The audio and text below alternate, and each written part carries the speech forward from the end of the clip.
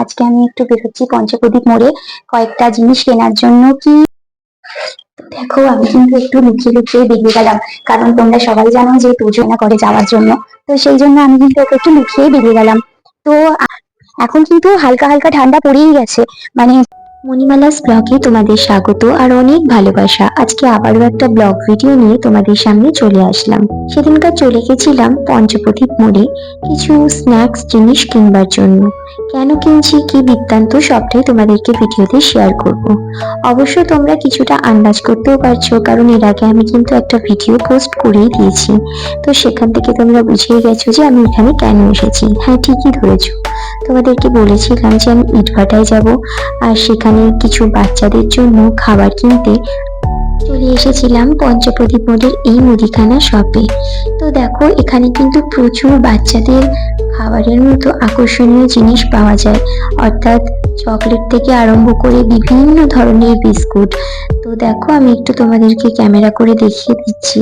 এখানে আনুষঙ্গিক অন্যান্য জিনিসের চেয়ে প্রচুর ভ্যারাইটি বিস্কুট তোমরা পাবে। তো ওই দাদা বললো যে যখন তুমি ভিডিও করছো একটু ভিতরটাতেও দেখিয়ে দাও। তো আমি তখন বলছিলাম যে আমরা বিস্কুটের খনিতে চলে এসেছি বন্ধুরা। তো দাদা খুব হাসছিল।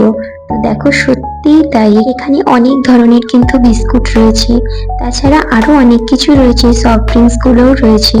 তো দেখো তোমাদেরকে একটুখানি আমি কাউন্টারটা ঘুরিয়ে দেখাই।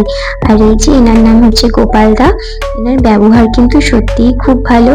তো আমি কি বাচ্চাদের জন্য নিয়েছিলাম তোমাদেরকে দেখিয়ে দিই। দেখো গ্রিন কালারের এই কেকটা নিয়েছিলাম, আর নিয়েছিলাম পার্লেজি বিস্কুট। তো আমি বলছিলাম চকলেটের যদি কোনো বিস্কুট থাকে, তো দাদা বললো যে পার্লেজি বিস্কুটটা নাও, খুবই ভালো, আর এতে কোনো অসুবিধা নেই, অনেক পুরনো তো, আর বাচ্চারা এগুলো খেলে কোনো সমস্যা হবে না।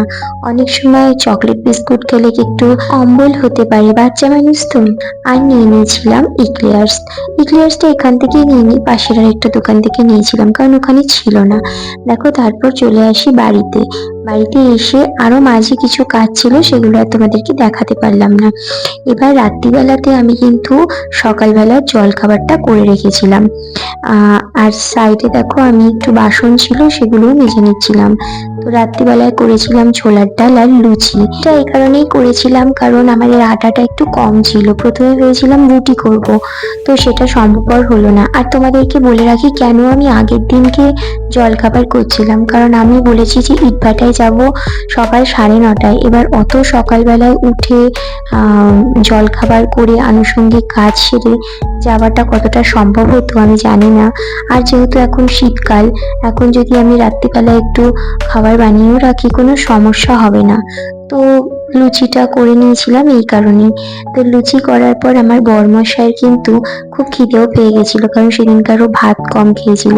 তো তারপরও দেখো ওখান থেকে গরম গরম 4টে লুচি খেয়ে নিয়েছিল, আর বাকি লুচি ছিল সেটা সকালে জল খাবার হিসেবেও খেয়ে গেছিল।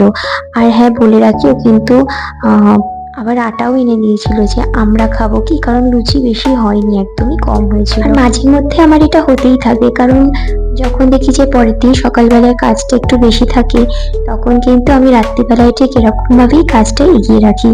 আর বন্ধুরা তোমাদেরকেও বলছি, তোমাদেরকে একটা বলতে পারি সাজেশন দিচ্ছি, যাদের পরের দিনকে অনেক কাজ থাকবে তারা কিন্তু কিছু কিছু কাজ রাত্রিবেলায় সেরে রাখাটাই আমার মনে হয় অনেকটা ভালো হবে।